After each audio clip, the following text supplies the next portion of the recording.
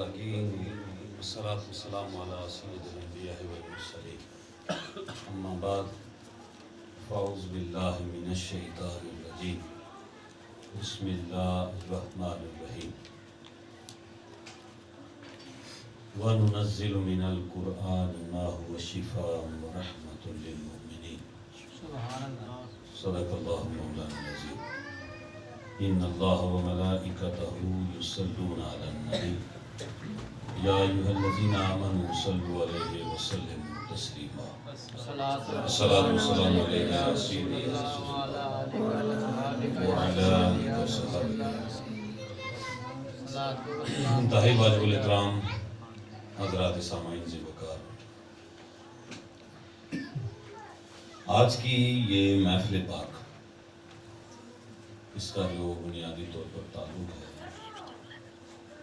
بھائی محمد نوید صاحب جنہوں نے اس محفل کا اہتمام کیا، ان کے بیٹے حافظ عادل نوید نے قرآن پاک کو حفظ کیا، اس خوشی میں انہوں نے اس محفل کا اہتمام کیا۔ اللہ اپنی بارگاہ میں قبول فرمائے اور اس بیٹے کو قرآن پاک یاد رکھنے کی، اس پر عمل کرنے کی توفیق عطا فرمائے۔ میں 10 سے 15 منٹ آپ کے لوں گا، اس کے بعد دعا کرتے ہیں، چند باتیں میں اس حوالے سے آپ کی گوش گزار کروں۔ یہ جو محفل پاک ہو رہی ہے یہ ان کی اپنی خوشی کی وجہ سے ہے، انہوں نے اہتمام کیا ہے۔ ہمارے جامعہ میں بچے نے حفظ کیا تو ہمیں اس بنیاد پر ان نے بلا لیا، اور آپ ان کے رشتہ دار یہاں پر تشریف فرما ہیں، پڑوسی ہیں۔ ہم جب کوئی بچہ حفظ کرتا ہے تو اپنے تئیں اس کی دستار بندی کرتے ہیں، ہماری کوئی ڈیمانڈ نہیں ہوتی کہ گھر کے اندر بھی محفل رکھیں، خرچہ کریں، نہیں، اور نہ ہی یہ کوئی ضروری ہے، یہ گھر والوں کی مرضی ہوتی ہے اور ہمیں بھی پھر پابند ہونا پڑتا ہے، وہ جس طرح بھی اپنی خوشی کو منانا چاہیں۔ میں اس حوالے سے بڑی بنیادی باتیں چند کروں گا۔ قرآن اللہ کی کتاب ہے اور جسے اللہ چاہے اس کے سینے میں اتارتا ہے۔ قرآن کو حفظ کرنے کے لیے ضروری نہیں کہ آدمی ذہین ہو، فطین ہو، بلکہ قرآن کو حفظ کرنے کے لیے نیت کا صاف ہونا ضروری ہے۔ یہ اللہ کا نور ہے اور اللہ اپنے نور کو جس کے دل میں چاہے اتارتا ہے۔ دیکھیں، دنیا کی یہ واحد کتاب ہے اور بہت بڑی کتاب ہے جس کے اندر 6000 سے زائد آیات ہیں، حرف بہ حرف سینکڑوں نہیں لاکھوں لوگوں کو یاد ہے، ان کے سینے میں محفوظ ہے، اور پڑھنے والا جب پڑھتا ہے تو اس کی زیر زبر کی غلطی کو بھی نکالا جاتا ہے، تلفظ کو نکالا جاتا ہے۔ یہ دنیا کی واحد کتاب ہے کہ جسے یہ اعجاز حاصل ہے کہ اور کسی کو بھی نہیں۔ باقی دنیا کی کوئی بھی کتابوں سے ہم یاد کرتے ہیں تو اس طرح یاد نہیں ہو سکتی جس طرح قرآن یاد ہو، بالکل اسی طرح جس طرح اس کا نزول ہوا اس طرح یاد کرنا، یہ صرف قرآن پاک کو اللہ تعالیٰ نے انفرادی حیثیت دی ہے، اسے لوگ یاد کرتے ہیں۔ یہ بہت بڑی اعزاز کی بات ہے، اور اس سے بڑا اعزاز یہ ہے کہ اس کو یاد کر کے اس پر عمل کیا۔ جب آپ قرآن پاک پر عمل ہی نہ کریں، قرآن پاک بنیادی طور پر حفظ کرنے کے لیے نہیں آیا، یہ بنیادی طور پر آیا ہے عمل کرنے کے لیے، کہ اس کے احکامات پر عمل کیا جائے۔ محفوظ کرنا ایک علیحدہ امتیازی خصوصیت ہے کہ اس کو حفظ کر لیا جائے، بڑی خصوصیت ہے۔ اللہ کے نبی نے فرمایا کہ حافظ قرآن کو اللہ قیامت والے دن ارشاد فرمائے گا کہ تم اپنی منزل کو پڑھتے جاؤ اور جنت کی سیڑھیاں چڑھتے جاؤ۔ سبحان اللہ۔ یہ علیحدہ اعزاز ہے، لیکن اس سے بڑا اعزاز یہ ہے کہ قرآن پر عمل کیا جائے۔ قرآن بنیادی طور پر عمل کے لیے ہے، اگر حفظ کرنے کے بعد عمل نہ کیا جائے، بلا دیا جائے، احکامات کو پس پردہ ڈال دیا جائے، تو پھر کوئی فائدہ نہیں۔ فائدہ تب ہے کہ جو حافظ قرآن بعمل ہو، قرآن پر عمل کرنے والا ہو، اللہ اس کی پشت میں سے اور اس کے آب و اجداد میں سے 20 لوگوں کو جنت عطا فرماتا ہے، اس کی وجہ سے کہ وہ شفاعت کرتا ہے، اور جس کی وہ شفاعت کرے گا اسے اللہ جنت میں داخل کرے گا، بشرطے کہ وہ حافظ قرآن بذات خود عمل والا ہو، شریعت کا پابند ہو، قرآن کا پابند ہو، اور قرآن کے احکامات کی عملی طور پر اس پر عمل کرنے والا ہو۔ یہ پہلی بات میں نے آپ کی کوشش کی۔ اب دوسری بات میں کرتا ہوں، قرآن پاک کے ساتھ وابستہ رہنے کے دنیاوی فائدے کیا ہیں اور اخروی فائدے کیا ہیں۔ یہ تین فائدے میں آپ کے گوش گزار کر دیتا ہوں۔ ظاہر ہے آپ سارے لوگ جب گھر سے آئے ہیں تو آپ کے ذہن میں تھا کہ جی بچے نے حفظ کیا ہے اور ہم وہاں پر جا کر مبارکباد دینے کے لیے جا رہے ہیں۔ جو بھی جس طرح آپ کو دعوت دی گئی ہے اس میں یہ ذکر لازمی آیا ہوگا کہ ایک بچے نے حفظ کیا ہے جی، تو ہم اس کی خوشی کر رہے ہیں، آپ ہمارے پاس آئیں تو رشتہ دار، یہ ہمارے علاقے کا یا ہمارے ملک کا ایک رواج ہے، رشتہ دار آتے ہیں، شادیوں میں آتے ہیں، فوتیوں میں آتے ہیں اور مبارکباد دیتے ہیں، شادیوں کے اندر آتے ہیں، فوتیوں کے اندر آتے ہیں، اظہار تعزیت کرتے ہیں۔ یہ سارا سسٹم ایک معاشرے کا حصہ ہوتا ہے۔ تو جب آپ آئے تو آپ کو پتہ ہے کہ جی بچے نے حفظ کیا ہے، تو ہم ان کو مبارکباد دیں گے، ان کے گھر والوں۔ اب دیکھیے کہ اس وقت فی زمانہ جو ہے دنیا علم کی دوڑ میں لگی ہے، اور علم اتنا زیادہ ہو چکا ہے کہ آپ کسی پسماندہ علاقے کے اندر بھی چلے جائیں نا، تو کسی محلے گاؤں میں آپ وزٹ کریں تو آپ کو 5-10 FSc BSc MSc لوگ ملیں گے عمومی طور پر۔ آج سے 50 سال پیچھے چلے جائیں، 100 سال پیچھے چلیں تو یہ صورتحال تعلیم کی نہیں تھی جو آج ہے۔ یہ کچھ سالوں سے تعلیم اتنی عروج پر پہنچ چکی ہے کہ ہر تیسرے گھر کے اندر آپ کو MSc یا بچی ملے گی یا بچہ ملے گا۔ تعلیم اتنی عام ہو چکی ہے، اور جو ہم زمانے کے ساتھ آگے جا رہے ہیں تو ہم تعلیم کے میدان میں بڑی ترقی کر چکے ہیں، لیکن تہذیب کے میدان میں ہم پیچھے جا رہے ہیں۔ تہذیب میں ہم پیچھے ہو رہے ہیں، تعلیم میں ہم آگے ہو رہے ہیں۔ اب جو تعلیم ہے وہ بنیادی طور پر تہذیب سکھاتی ہے، ادب سکھاتی ہے، رہن سہن کا طریقہ سکھاتی ہے، انسانی معاشرے کی تشکیل سکھاتی ہے۔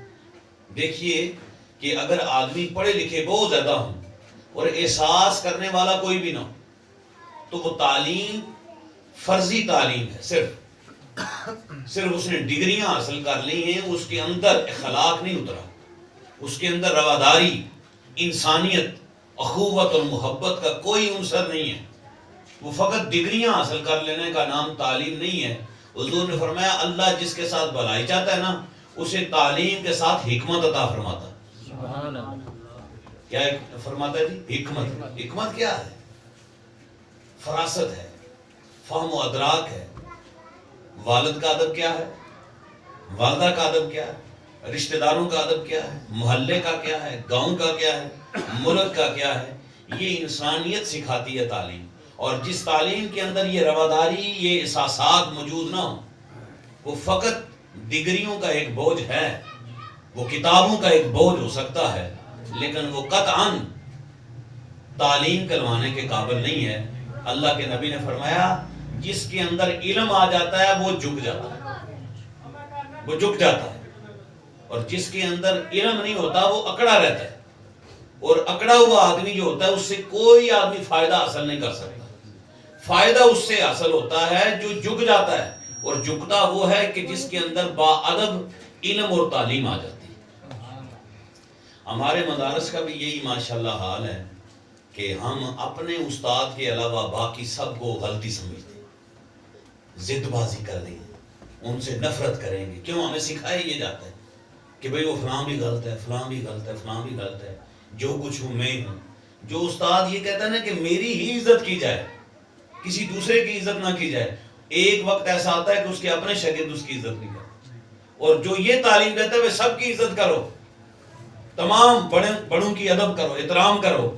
جو یہ کہتا ہے پھر کیا ہوتا ہے کہ اس کے شاگرد جب سینس میں آ جاتے ہیں، جب سمجھدار ہوتے ہیں نا، تو وہ یہ سمجھتے کہ واقعی یار ہمارے استاد کتنے اچھے تھے کہ وہ ہمیں سب کی عزت اور تکریم کا حکم دیتے تھے. جب بچہ چھوٹا ہوتا ہے نا، اس سے جو مرضی کروا لیں، گالیاں نکلوا لیں، کسی کو برا بھلا کروا لیں، لیکن جب فہم و فراست اس میں آتی ہے تو وہ محسوس کرتا ہے کہ یار ہمارے استاد ہمیں غلط چیزیں سکھا رہے تھے، اچھی چیزیں نہیں سکھا رہے تھے. اب میں ایک حدیث پاک آپ کو سناتا ہوں. دیکھیے نبی پاک علیہ السلام نے فرمایا علم کی قدر کرو اور صاحبان علم کی قدر کرو، خواہ وہ تورات کا علم رکھنے والا ہی کیوں نہ ہو، وہ انجیل کا علم رکھنے والا ہو، وہ زبور کا علم رکھنے والا ہو، اس کا بھی ادب کرو. کیوں کہ علم ہے، اور تہذیب یہی سکھاتی ہے کہ دین سارے کا سارا ادب ہے. اور اگر یہ ساری چیزیں آنے کے بعد بندہ حافظ بھی بن جائے، قاری بھی بن جائے، مولوی بھی بن جائے، اور اسے تہذیب نہ آئے، اسے بات کرنے کا ڈھنگ نہ ہو، اسے معاشرے میں رہنے کا سلیقہ نہ ہو، اسے برادری رشتہ داری میں برتاؤ کا طریقہ نہ ہو، تو سمجھ لیں اس نے ڈگری تو حاصل کر لی ہے، تعلیم اس کے اندر نہیں اتری ہے. اچھا، جن کے اندر تعلیم اتری ہے میں ان کی ایک مثال آپ کے سامنے پیش کرتا ہوں. تعلیم جن کے معلم کائنات کے بڑے معلم تھے، نبی پاک صلی اللہ علیہ وسلم، انہوں نے اپنے صحابہ کو کیا تعلیم سکھائی؟ آگے بیٹا کوئی مسئلہ، جو آگے بیٹھے ان کو ہی آگے آنا چاہیے، لیکن جب نہیں آتے تو دوسروں کو آگے آنا پڑتا ہے.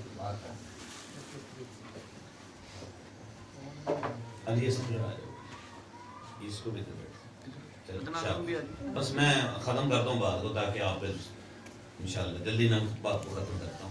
چند باتیں میں آپ سے آپ مہمان آئے ہوئے ہیں دور دراز سے، تنگ نہ پڑنا باتوں سے، لیکن یہ ایک ہوتا ہے کہ جب 10 آدمی بیٹھے ہوئے ہیں، حضور علیہ السلام نے فرمایا کہ ہر وہ محفل جس میں اللہ رسول کا ذکر نہ کیا جائے وہ اللہ کے ہاں مردود ہوتی ہے.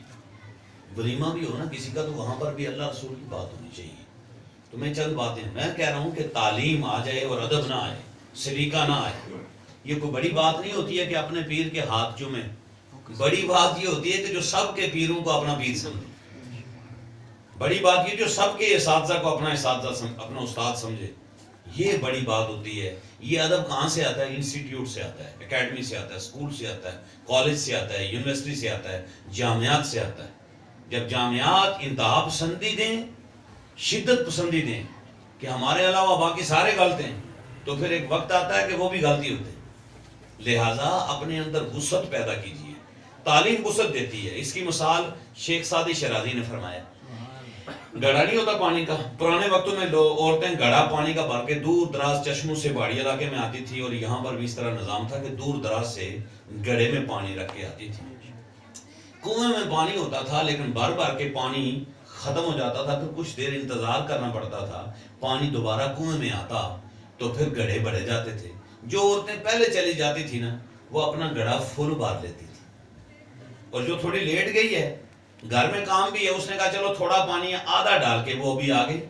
اور جس نے فل بھر کے سر پہ رکھا ہوا ہے، اس کا فل بھرا ہوا گڑھا ہے لیکن پانی کا ایک قطرہ بھی نیچے، اور جس کا آدھا ہے پانی نیچے گر رہا ہے. شیخ سعدی فرماتے ہیں یہی مراد ہے علم. جس کے اندر علم مکمل آ جاتا ہے وہ ٹھہر جاتا ہے، اس کے اندر سکوت آ جاتا ہے، نرمی آ جاتی ہے، وہ چھلکتا نہیں. چھلکتا وہ ہے جو آدھا ہوتا ہے، جو بہت شوخیوں میں آ جاتا ہے، بڑے بڑوں کو جا کر چھیڑنا شروع کر دیا کہ میں اس کا امتحان لے رہا ہوں، اس کا امتحان لے رہا ہوں. شیخ سعدی فرماتے ہیں کہ جس کے اندر علم آ جاتا ہے وہ جھک جاتا ہے، پھر وہ لوگوں کے سامنے عیاں نہیں ہوتا. لوگ اسے کہتے ہیں یہ صاحب علم ہے، وہ کہتے ہیں یار میں نہیں، میرے پاس تو کچھ بھی نہیں ہے، مجھ سے بھی بڑے بڑے لوگ موجود ہیں. دوسری بات فرماتے ہیں، دیکھیے کہ جو شاخ ہوتی ہیں نا، جس کے ساتھ میوہ لگا ہوتا ہے، سیب، آم، کوئی بھی، وہ جھک جاتی ہے نیچے. اور سروں کا درخت دیکھا ہے آپ نے، نہ اس کا سایہ ہے نہ اس کا پھل ہے، وہ سیدھا اوپر جاتا ہے. فرمایا اہل علم کی مثال یہ ہے کہ لحد شاخ پر میوہ بر سر زمین. جس شاخ کے ساتھ میوے لگے ہوتے ہیں اس کا سر جو ہے وہ زمین میں جھک جاتا ہے، نیچے آ جاتی ہے، اس سے لوگوں کو فائدہ ہوتا ہے، اور جس سے فائدہ نہیں ہوتا وہ اوپر کی طرف جاتا ہے، وہ اپنی اکڑ کے اندر مگن میں رہتا ہے۔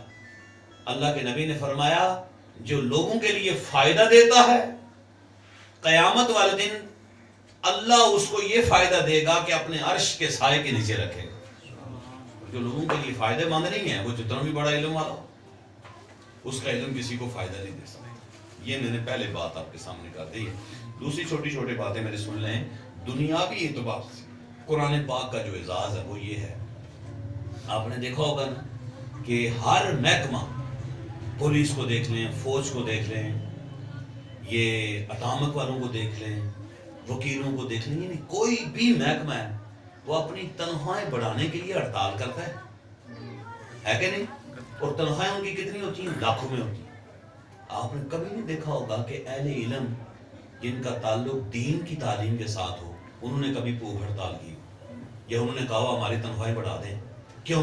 کہ یہ اعزاز ہے قرآن پاک کا کہ قرآن کے ساتھ جو آدمی وابستہ ہو وہ کبھی بھوکا نہیں مرتا، وہ کبھی بھوکا نہیں مرے گا، اس کو کوئی زمانے کے اندر تکلیف نہیں ہوگی، اس لیے کہ وہ وابستہ ہے اس کتاب کے ساتھ جو تمام کتابوں کے سردار ہے، جو اللہ کے محبوب کی کتاب۔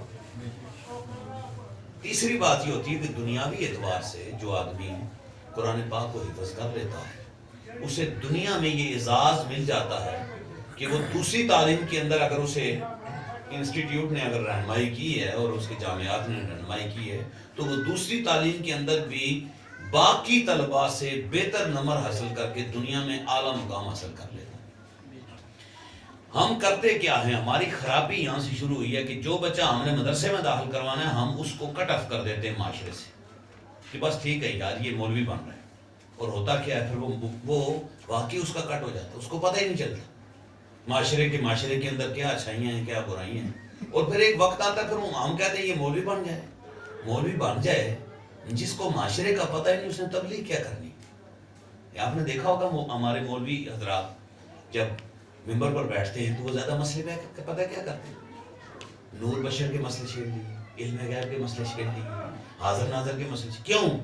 وہ جس حدود میں پڑھیں، جس جامعہ میں پڑھیں، یہاں پر ان کا اور مسئلہ ہی کوئی نہیں ہے، وہ اسی میں بحث و مباحثہ کر کے تکرار کر کے یہاں تک پہنچے، اور جو معاشرے کے اندر ہے تو اسے پتہ ہے معاشرے میں برائی کیا ہے، معاشرے میں خرابی کیا ہے، اچھائی کیا ہے۔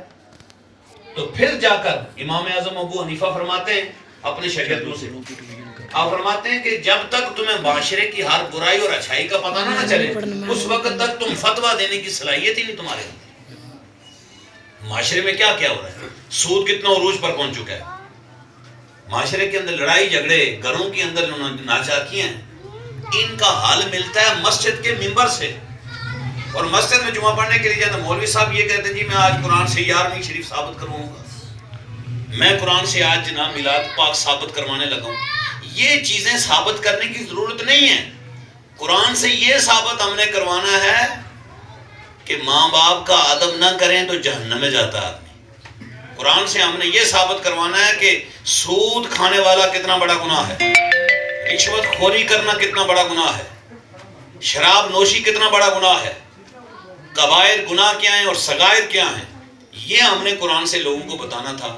لیکن کیوں کہ جس معاشرے کے اندر اور جس ماحول کے اندر ہمارے جو علماء ہیں ان کی تربیت ہوتی ہے وہ یہ تربیت ہوتی ہے کہ میرے علاوہ باقی سارے کافر ہیں، وہ بھی مشرک ہے، وہ کافر ہے، وہ فلاں ہے، وہ فلاں ہے، اور جب اس طرح پروان معاشرہ چلتا ہے انہوں نے معاشرے کی تبلیغ کیا کرنی ہے۔ لہٰذا اپنے بچوں کو ضرور قرآن پاک پڑھائیے، لیکن قرآن پاک اس مائنڈ کے ساتھ، اس علم کے ساتھ پڑھائیے کہ قرآن پاک جس کے پاس آتا ہے اس کا سینہ وسیع ہو جاتا ہے، کھل جاتا ہے اس کا سینہ، دنیاوی علوم کے لیے بھی اور اخروی علوم کے لیے بھی اس کا سینہ کھل جاتا ہے۔ اب وہ آدمی نہ دنیا میں مار کھاتا ہے نہ آخرت کے اندر اسے رسوا ہونا پڑے۔ لیکن بدقسمتی ہماری یہ ہے کہ ہم اپنے اس بچے کو حفظ کرواتے ہیں جو دنیا میں نہ چل سکتا ہو۔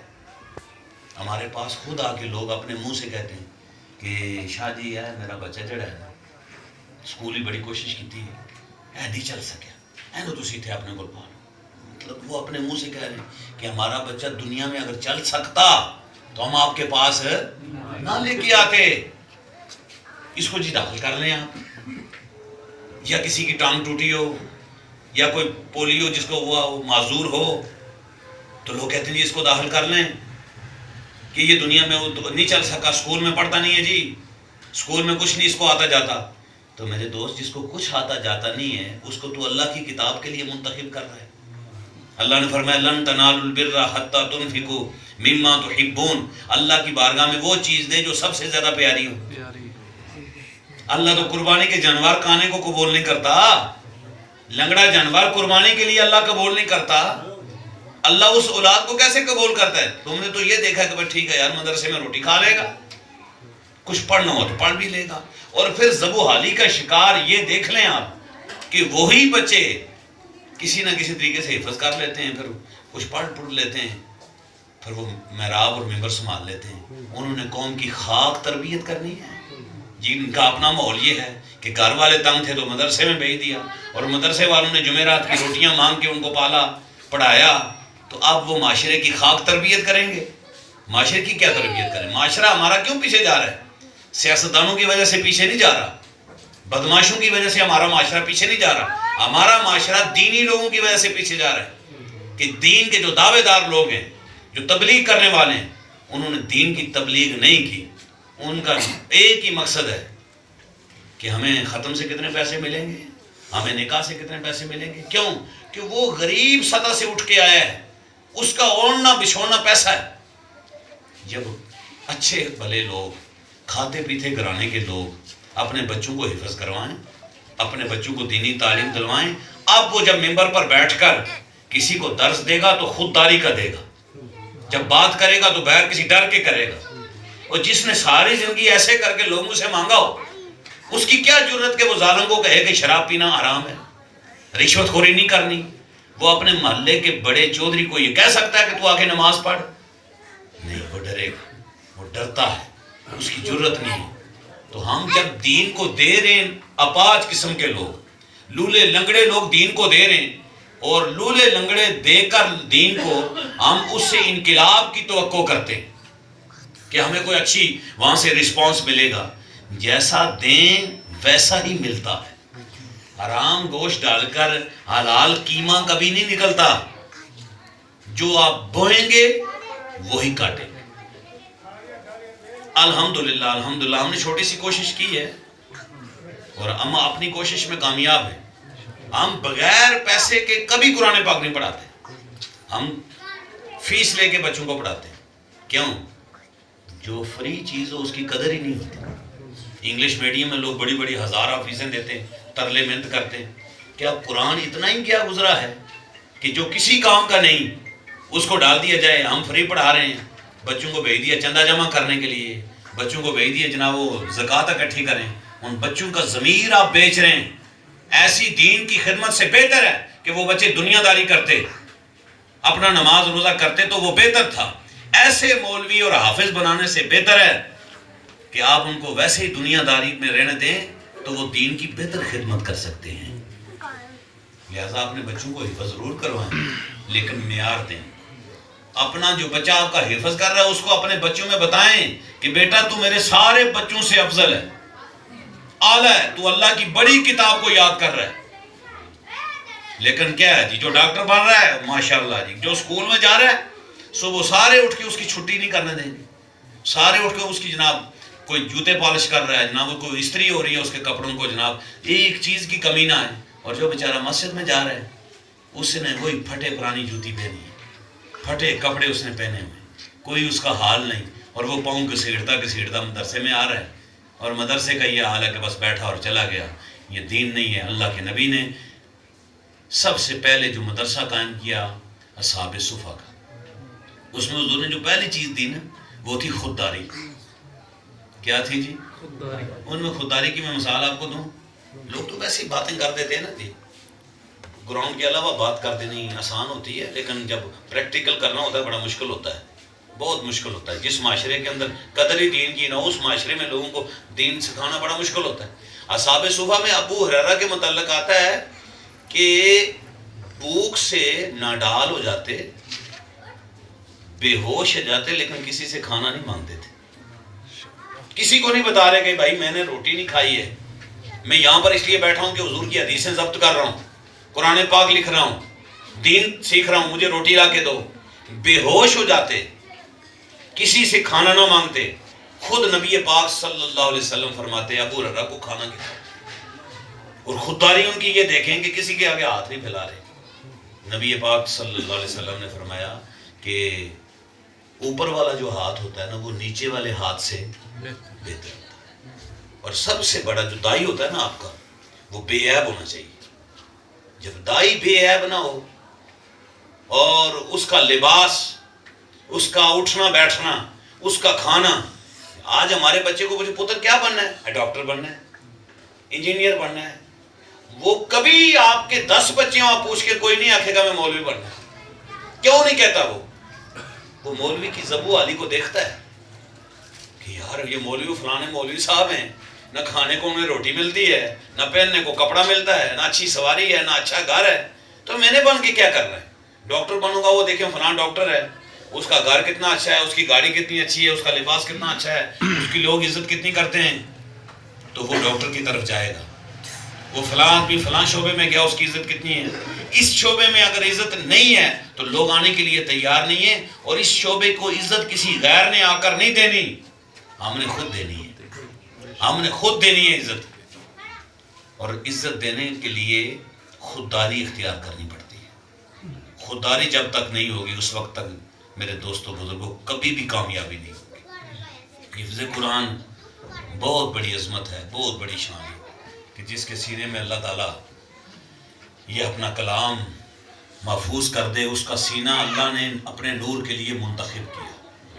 یہ کوئی معمولی بات نہیں, اور اس سے بڑی بات یہ ہے کہ اس پر عمل کیا جائے. جب تک عمل نہیں ہوگا اس وقت تک کامیابی نہیں ہوگی.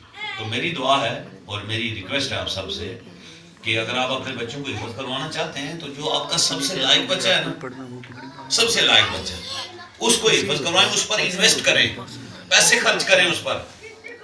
اس کا اچھا لباس ہو, اس کا کھانا اچھا ہو, اس کا پہننا اچھا ہو, اچھی فیس دے کر اس کو حفظ کروائیں, تاکہ کل بچہ کہے بھئی میں نے کسی سے مانگ کر حفظ نہیں کیا, میں نے فیس دے کر اپنے گھر سے میں نے حفظ کیا ہے, اور میں بات کروں گا تو سچی کروں گا, جھوٹ کبھی نہیں بولوں گا. میں اکثر یہ کہتا ہوں ہمارے یہ جو گاؤں ہیں, یہ قصبے ہیں, یہ اس لحاظ سے بہت زیادہ پیچھے. شہروں کے اندر بھی یہی صورتحال ہے, لیکن قصبے گاؤں بہت زیادہ پیچھے, کہ اتنے پڑھے لکھے لوگ نہیں ہوتے جو ہمیں تبلیغ کریں. ان کا یہی ہوتا ہے بس ٹھیک ہے نظام چل رہا ہے. معاشرے میں غلط قسم کی رواج ہوتے ہیں, اور رواج کو ختم کس نے کرنا ہوتا ہے؟ جو منبر اور محراب کے وارث ہوتا ہے. اس نے آگے کہنا ہوتا ہے بھئی یہ تم کیا کر رہے ہو, یہ رواج کیوں لوگوں پر بوجھ ڈال رہے ہو. لیکن وہ بیچارہ نا خود اتنا دبا ہوا ہوتا ہے کہ اس کی جرت ہی نہیں ہوتی کہ وہ کسی کو کہے کہ تم یہ غلط کام کر رہے ہو, یہ ختم تم کر رہے ہو, ختموں پر جناب بے تاشا پیسے, اور کیا ہے جی وہ فلاں کو کپڑے دے رہے ہو, قرض لے کر کام کر رہے ہو, فلاں یہ کر رہے ہو, فلاں کر رہے ہو. یہ جتنی بھی گندی صورتحال ہوتی ہے اس کو جناب کبھی بھی ضرورت نہیں ہوتی کسی کی کہ جو محراب و منبر سے آواز آئے, تو اور کہاں سے آنی ہے, کسی اور نے آ کے ہمیں نہیں بتانا. یہ محراب و منبر کا کام ہوتا ہے, لیکن محراب و منبر اس لیے بے بس ہے کہ آپ اسے اچھے لوگ دے نہیں رہے. آپ اسے اچھے لوگ دیں گے تو اچھی توقع کیجیے اس سے. میری دعا ہے کہ اللہ تعالیٰ حافظ عادل نوید کو قرآن پر عمل کر کے, یہ بچہ اس وقت حفظ کر چکا ہے, آپ یہ بچہ بیٹھا ہوا ادھر آپ, اس نے حفظ کر لیا ہے اور یہ 9th کی اس دفعہ پیپر دے گا. اور میں نے اپنے جامعہ کے اندر آرٹس بالکل ختم کر دی ہے. ہر بچے کو میں سائنس بایو پڑھا